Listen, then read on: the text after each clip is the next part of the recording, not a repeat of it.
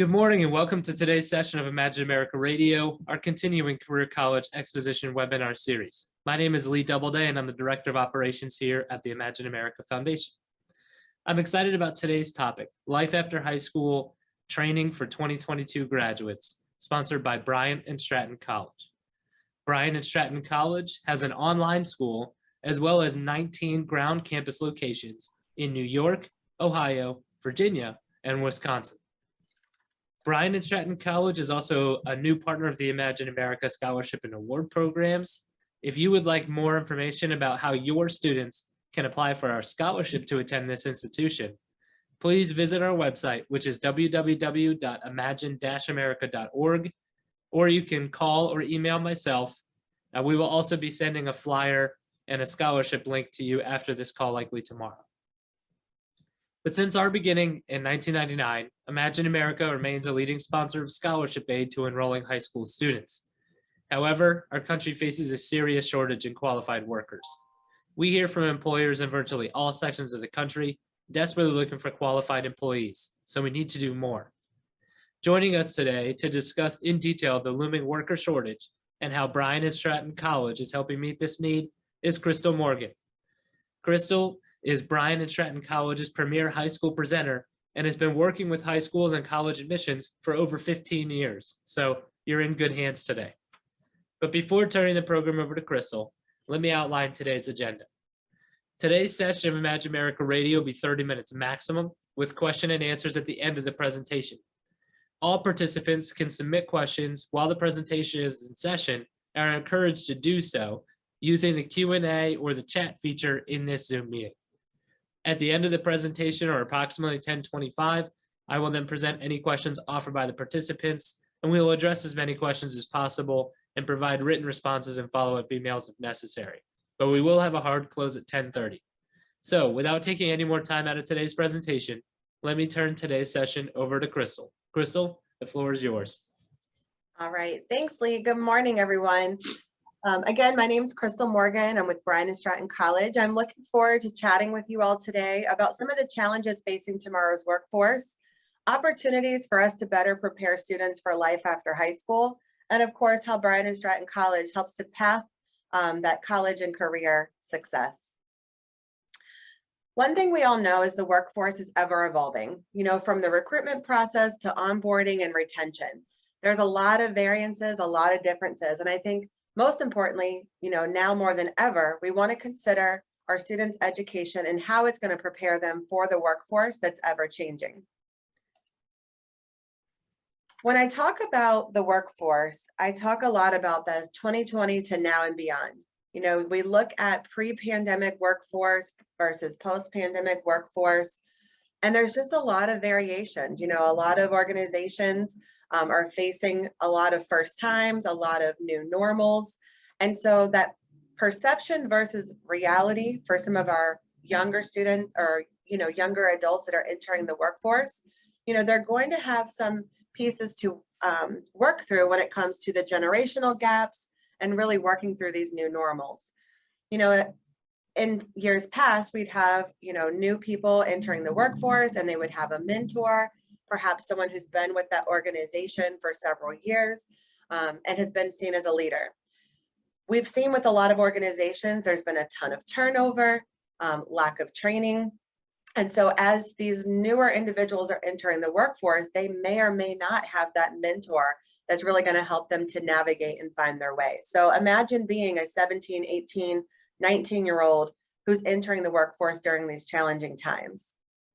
If you think about the old way of thinking was, let's get into a college, let's get a solid education, let's earn a degree, and then we'll begin the job search process. Now, the thought process is, I really want to get into a good and satisfying job and or career. So students are thinking about, what jobs are a good fit, where can I get some hands-on experience? Where can I gain the skills that employers need and are looking for? And we know that we can grow the workforce via skilled education because that is going to better prepare our students for that future career success. I talked about the new normals and, it's unfortunate but again, there are so many vacancies. I mean, just driving your local communities and you'll see help wanted signs. You know, so many organizations have a staff right now where they're understaffed, underpaid. There's a lack of training. You know, they may feel underappreciated, overworked, overwhelmed, and quite honestly, some of them are just over it. And so now imagine being that person who's entering the workforce, and perhaps you're getting paid a higher salary to come in as an entry-level employee. And the person who's been there, who's feeling the way that they do, is making the same as you, and they've been there 5 years. You're already coming in with things that are stacked up against you, because again, it's just the world that we live in right now. It's interesting times, but again, it's just helping to prepare our young adults for, you know, what they're going to face when they get out there. So when we think about what we can do to really prepare them, right? Because the reality is they are going to graduate, they are going to join the workforce. You know, the first thing is you play an important role. Counselors and teachers truly are the career catalysts that help change and mold lives. You may in fact be the only one giving them real facts about college and career readiness. High school students, we know they need to learn and understand how high school prepares them for college and how college prepares them for a career. You may in fact be the only one that's providing them the motivation needed to think about and or pursue that successful life after high school, which may or may not begin with starting college, deciding what college is best for them, you know, joining the military, going to a trade school. You know, you're the one that's going to help them to navigate and find that motivation. And you're often the conduit between your student and the college or colleges that best fit the student with their interests, their needs, and their career aspirations. Today's workforce really needs an infusion of skilled workers. And so one of the things that we're finding as we talk to high school juniors and seniors is they really don't understand the difference between a job versus a career. And so I think one of the things that I enjoy most about meeting with these young students is educating them on why they want to learn the soft skills necessary to be able to work towards a career that would provide them with stability, longevity, you know, better pay, better benefits, healthcare, vacation time. And many students don't even know that those are options, that that's a thing, because they've only had jobs leading up until this point. So this, you know, the soft skills that we talk about and the need that we're looking for is, you know, individuals that know how to network, you know, can handle professional integration, you know, understanding diversity and inclusion, teamwork, research and evaluation, adaptability, critical thinking and creative problem solving, communication, conflict resolution, leadership skills, and of course, if they are going to work in a clinical setting, making sure they understand the importance of patient care.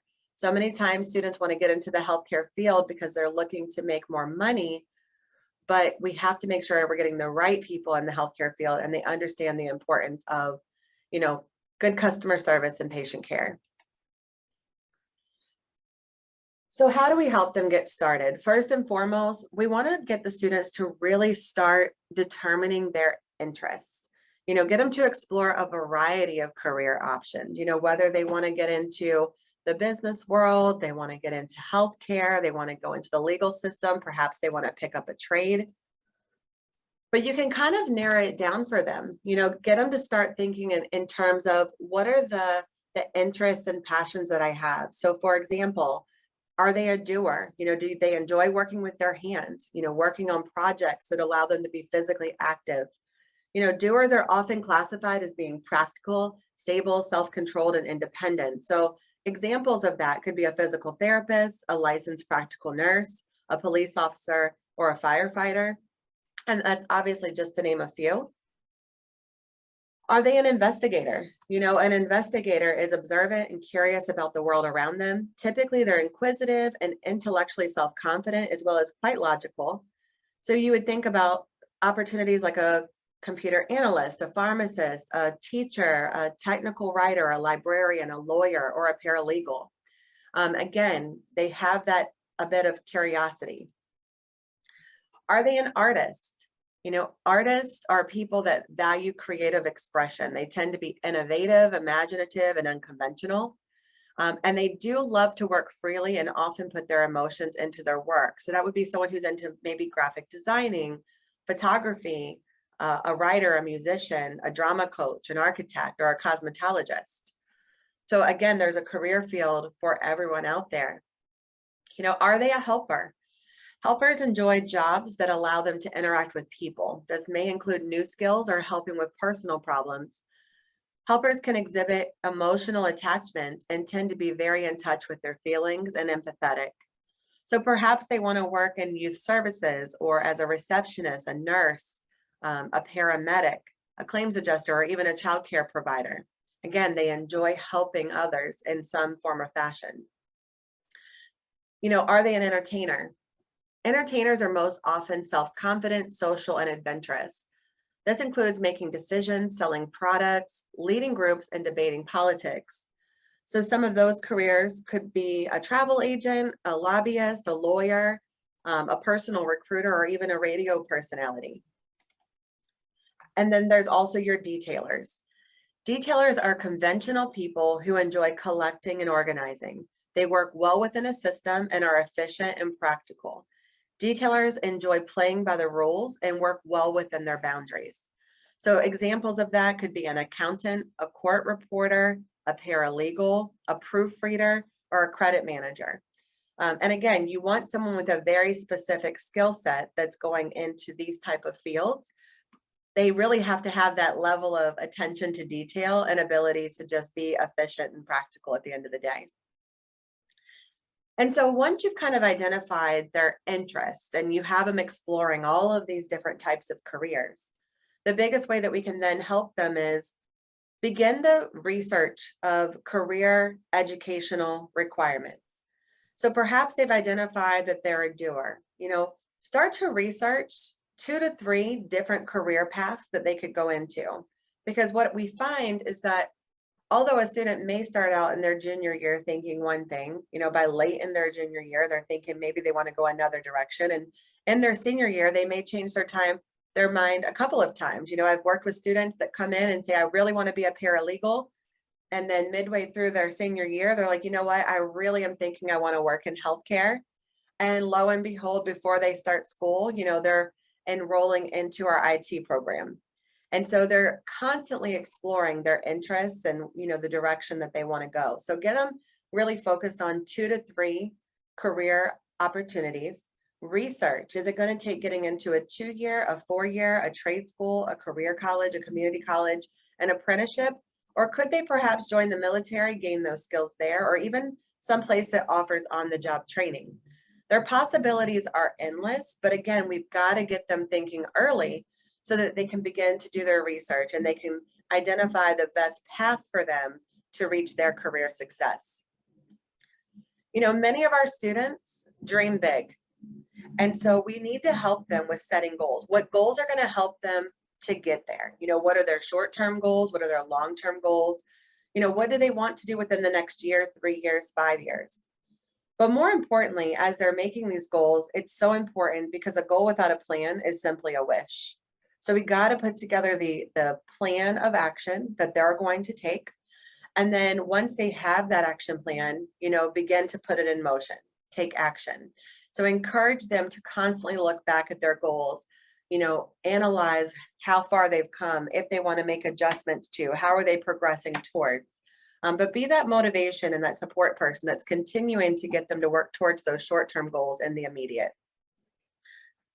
We can also help them, and this is, again, something that I enjoy a lot working with juniors and seniors, is really helping to provide educational and career pathing opportunities. So for example, because there is such a nursing and healthcare shortage, there's a demand in healthcare, and it provides so many different career opportunities, really depending on the person's preference, their goals, what type of setting do they want to work in, what type of field do they want to be a part of. And so we talk to students about, although they may want to become a nurse, do they necessarily want to start out in a bachelor's of science in nursing program? That's a really intense program and it's going to be a costly program. So do they want to jump directly into that?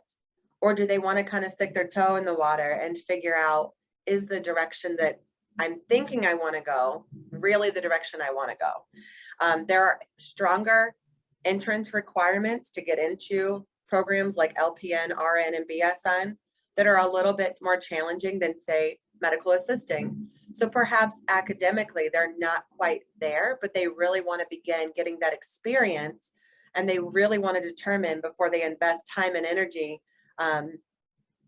is this really the field that I want to pursue? So perhaps a student could start out as a medical assistant, get the training, move into an LPN or RN program once they've sat for their NCLEX, and now they are working as a nurse. Many of the hospitals, magnet hospitals for sure, are going to require them to go back and get a BSN. And so they typically have 3 to 5 years once they're employed to go back and get that BSN. And I tell students all the time, the great thing about that is now you have tuition reimbursement through your employer to help cover the cost of extending your education. You can do this educational and career pathing with any field that your students are looking to get into, whether it's the legal field, business, IT. There is steps and stackable options that can help them to attain their end goal. And so what are some of the things that Bryant and Stratton College is able to do to really path that college and career success? First and foremost, we've been around since 1854, so nearly 170 years. So we might know a thing or two about education and educating tomorrow's workforce. We do have a total of 20 campuses, 19 building-based campuses, as well as 1 online division. Here in Virginia, we actually have 3 campuses. We have our campus in Virginia Beach, Hampton, as well as Richmond. And one of the things that we do pride ourselves on is each of our campuses have a top-notch career services department that's really there to assist our students, helping them to focus on being prepared for graduation and career procurement. And so we'll talk about that a little bit more in just a few minutes. Again, I'm going to highlight our healthcare programs. If you want to get a complete list of programs that are offered at our Virginia campuses or even college-wide, you can view our website. But I wanted to show an example of some of the other stackable options that students can do. If you look, you can see we have diploma level programs that students can complete in about 12 months. We have associate's degree programs that students can complete in 16 to 20 months. And then we have our bachelor's degree options, which typically students can complete in about 3 to 3.5 years, depending on how many classes and they're going to take each semester. So again, depending on if the student wants to go directly for their bachelor's, if they want to start at the associate's and or the diploma level, we have pathing like this for each of our degree plans and areas of study. You can see here, and again, as we continue forward with our healthcare focus, and again, it's simply because there's such a shortage in healthcare, the employers are reaching out to us on a regular basis, seeking our students. Literally, they're asking for our students before they've even graduated. So they do work in our industry-aligned medical wings that provide students with hands-on instruction that really help them to gain real-world experience and experience that today's healthcare employers need and are looking for. They learn theory, they learn assessment skills, they learn and apply soft skills in a clinical classroom environment, and that not only enhances their learning environment, but it also prepares them for that successful transition into their healthcare career. We've also learned, and I'm sure that you see this even in the high schools, the way of educating students has shifted, and how students are learning has also shifted. And so what we have found is that our blended learning environment that we put in place a few years ago has really been a huge support and benefit to our students. What that means is they are going to get some of their education in a virtual learning format. They will then come to class with the same instructor that they met with in that virtual format. And then they'll have virtual assignments and assessments that they're completing on their own. The balance of in-person and virtual allows the students to get access to their instructors, regular question forums, face-to-face connections.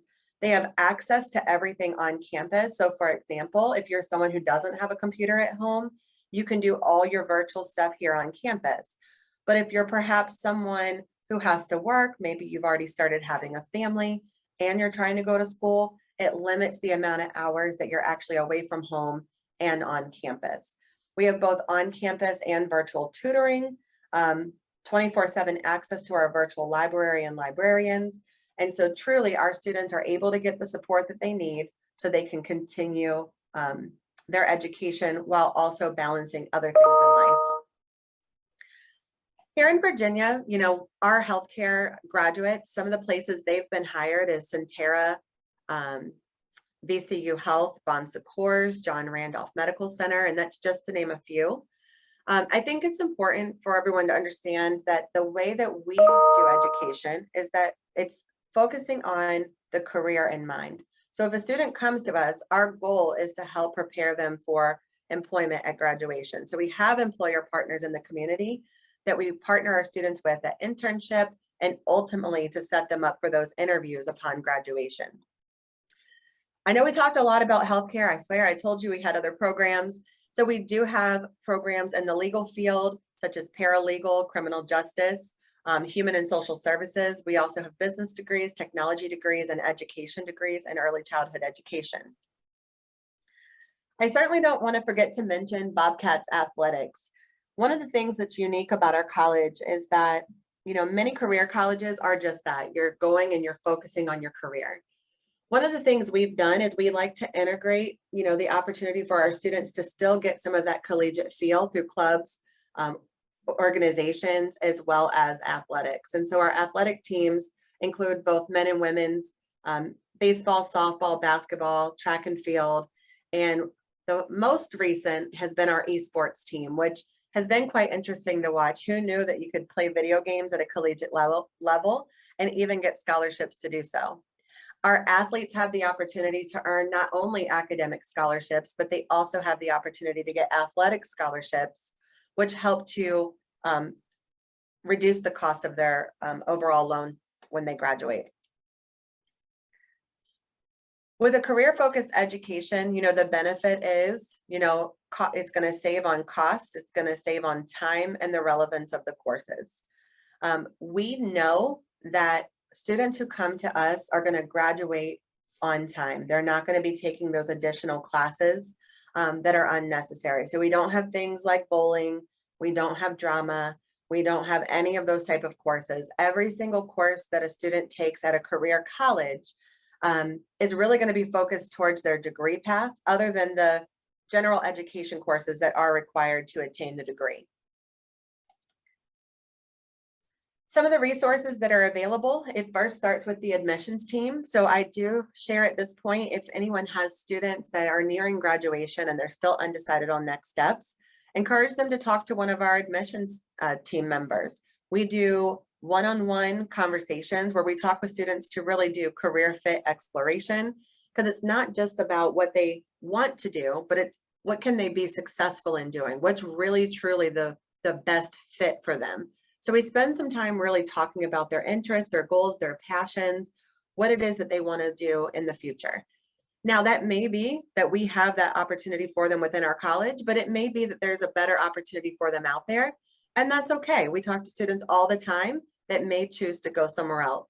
Same thing with financial aid. We do have a top-notch financial aid team that can help with things like sitting down with students and parents and walking them through the FAFSA. We encourage students, if you're looking at 2 to 3 schools, that's okay, we can help you, but put your school code on there for all 2 to 3 schools that you're looking at. That allows them to get one-on-one financial aid advisement, and they can then look at the multiple financial aid packages that are available to them school to school and really figure out what's going to be the best option for them. Once students have chose us and they are in the classroom, our academics team is going to be there to support them. There's free tutoring and advisement. All of our instructors are versed in the industry in which they teach, and there is a dedicated team committed to each student's academic success. And I mentioned earlier the career services team. Our career services team will work with the students for resume prep and assistance, interview prep, including mock interviews with actual employers, general career advisement, and then assistance with locating and leveraging their internship and/or practicum experience. So what are some of the ways that we can partner? First and foremost, we do workshops on a variety of topics. So if you have interest in having us to come out and speak with your students on any of these topics, resume writing and interview, personality and career choice, social media, personal branding, budgeting, or we can custom build workshops based on the needs of the classroom. We can do these workshops in person. We do provide all the materials and technology that's needed, or we can do those virtually. So we could do it via Teams. You could invite us to your Google Classrooms, whatever your preferred platform is. Some of the other ways that we can partner is by setting up bus trips, field trips, career days, college fairs, and financial aid fairs. So anywhere that there's a need, we're there to support in our communities. So if you are interested in any of those things, feel free to reach out to me and I will connect you with the high school coordinator within your actual market. You can research and follow us on Facebook, Twitter, Instagram. You can go to our website at bryantstratton.edu. And you can also learn more about Bobcats Athletics at bscbobcats.com. And with that, Lee, I'm going to turn it back over to you. All right, awesome. Yeah, we are going to open this up for the Q&A portion of our presentation. So if you have any questions for Crystal, please indicate so in the Q&A feature. So Crystal, this person, the first person wants to know about your accreditation. Can you talk a little bit about your accrediting body and what it means in comparison to maybe Virginia Tech or ODU? Is it the same sort of regional accreditation? Absolutely. So we are regionally accredited through Middle States, which is the same level of accreditation as those colleges you just mentioned, you know, ODU, Norfolk State, College of William and Mary, VCU. So that means that our students do have assurance that they're receiving a quality education. They also have the ability to transfer college credits in and out of our institution. Got it. Okay. Yeah. And the other important part of that is that accreditation is typically also tied in with federal financial aid and the ability for your students to be able to apply for federal financial aid or the FAFSA, which I know we discussed a little earlier in the presentation, but students can apply for the FAFSA in order to go to school here, correct? Most definitely. So that's going to be the very first thing that we do is get the student to fill out their FAFSA so we can determine their aid eligibility. So we'll look at their grants, we'll look at their loans. We'll also take a look to see if they are eligible for any of our academic or athletic scholarships. We even have high school scholarships for students that are coming directly out of high school, no GPA required. It's simply they're getting a scholarship for taking the next step. So yeah, we definitely look at all ways to reduce the cost of attendance for our students. That's fantastic. Okay. The next question has to do with okay, so the next question has to do with, yes, I will be sending out the recording of this presentation to you likely tomorrow morning. So you can then share it with any of your colleagues or pass it along to anybody else. And I'll also be sharing Crystal's contact information with you so that you can further your discussion with her outside of this presentation. But I think that does it for our questions. So just a few house cleaning items here. Number one, we have recorded this session, and like I said, I'll be sending that out to you with Crystal's contact information tomorrow with a PDF flyer on how your students can apply for our scholarship to attend this institution as well. Now, this will be placed on our website, and there is a follow-up survey when you leave this meeting, if you wouldn't mind answering those questions. It's only 4 questions, but it really helps us better understand. Maybe there's something that we didn't talk about that you wish we had talked about or elaborated on. If you heard something that you had curiosity about that we maybe should talk a little bit more about, please let us know. Any of your feedback would be very helpful. But before closing today, I just want to thank our participants for taking time out of their busy schedules to join us. And I'd also like to thank Crystal for sharing with us today's presentation and encourage you to contact her directly with any future questions you may have. On behalf of the Imagine America Foundation, Crystal and myself, I want to thank you and goodbye.